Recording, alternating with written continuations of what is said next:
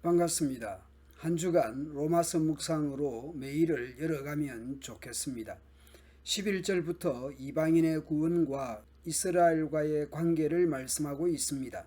이방인의 구원과 이스라엘의 미래는 어떤 영향을 주고받았는지, 앞으로 어떤 영향을 주고받을지 말씀합니다. 이스라엘의 타락은 이방인의 구원에 영향을 미쳤고, 이방인의 구원은 이스라엘을 시기하게 하여 회복되게 하고, 이스라엘의 회복은 세상에 더 많은 부요를 가져올 것이라는 마치 사슬처럼 이어져 있다는 것이죠. 사도는 11절에서 다시 묻습니다. 이스라엘이 걸려 넘어져 완전히 망하고 말았습니까? 결코 그렇지 않습니다. 오히려 이스라엘의 실패 때문에 구원이 이방인들에게 이르게 되었고, 이스라엘은 이방인들을 보고 시기하게 되었습니다. 이스라엘의 범죄가 세상에 풍성한 복을 가져다 주었고, 이스라엘의 실패가 이방인들에게 풍성한 복을 가져다 주었다면 이스라엘 전체가 하나님 앞에 돌아올 때 그 풍성함은 얼마나 더하겠습니까? 이방인과 이스라엘은 서로 사슬처럼 이어져 있습니다. 사도 바울은 유대인 출신으로서 이방인을 위한 사도된 것을 영광스럽게 생각하고 있습니다.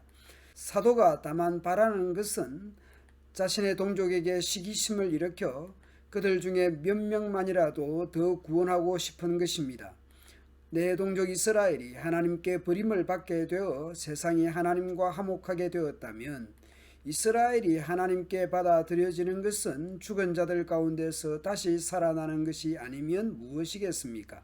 처음 떼내어 드린 반죽의 일부분이 거룩하면 반죽 전체가 거룩하고, 구약의 제사에서 드려진 일부분으로 인해 전체가 거룩하게 되는 것이죠.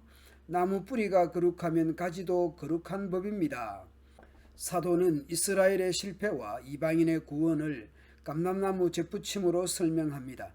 이스라엘이 원가지라면 구원받은 이방인은 접붙여진 가지인 셈입니다. 그러니 여러분은 잘려나간 가지를 향해 자랑하지 마십시오. 자랑하더라도 명심할 것이 있습니다. 여러분이 뿌리를 지탱하는 것이 아니라 뿌리가 여러분을 지탱한다는 사실입니다. 여러분은 이렇게 말할 수도 있을 것입니다. 나를 접붙이기 위해 가지들이 잘려나갔다라고 말이죠. 이것은 100번 지당한 말입니다. 그 가지들이 잘려나간 이유는 믿지 않았기 때문입니다. 반대로 이방인 여러분은 믿었기 때문에 나무에 붙어 있습니다. 그러니 자랑하지 말고 오히려 두려워해야 합니다. 21절 앞에는 왜냐하면이 있습니다. 왜냐하면 하나님께서 원가지들도 아끼지 않으셨다면 여러분도 아끼지 않으실 것이기 때문입니다. 그러므로 하나님의 인자하심과 엄격하심을 깊이 생각하십시오. 왜 그렇습니까? 넘어진 자들에게는 하나님의 엄격하심을, 여러분에게는 하나님의 인자하심을 보이셨기 때문입니다. 여러분이 계속해서 하나님의 인자하심에 머물러 있으면 하나님께서도 인자함을 베푸실 것입니다. 그런데 만일 하나님의 인자하심에 계속 머물러 있지 않으면 여러분도 잘리게 될 것이기 때문입니다. 그리고 잘려나간 가지가 다시 믿게 되면 그들도 다시 접붙임을 받게 될 것입니다. 왜냐하면 하나님께서는 그들을 다시 접붙이실 능력이 있기 때문입니다. 여러분은 본래 붙어있던 야생 올리브 나무에서 잘려 여러분이 속한 종자와는 다른 좋은 올리브 나무에 접붙여진 가지입니다.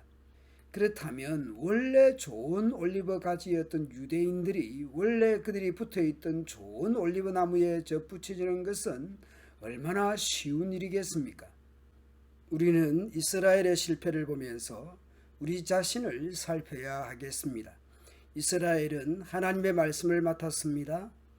그들에게는 양자됨과 영광과 언약들과 율법을 세우신 것과 예배와 약속들이 있고 창세기 족장들도 그들의 것이요 육신으로 하면 그리스도가 그들에게서 나셨습니다.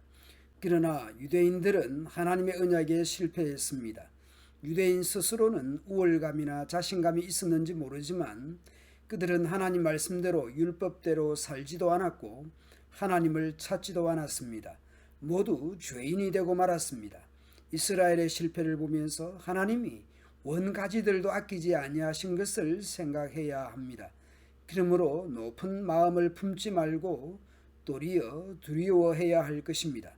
이스라엘을 제대로 믿음 생활을 못하는 사람들을 향해 손가락질할 여가가 없습니다.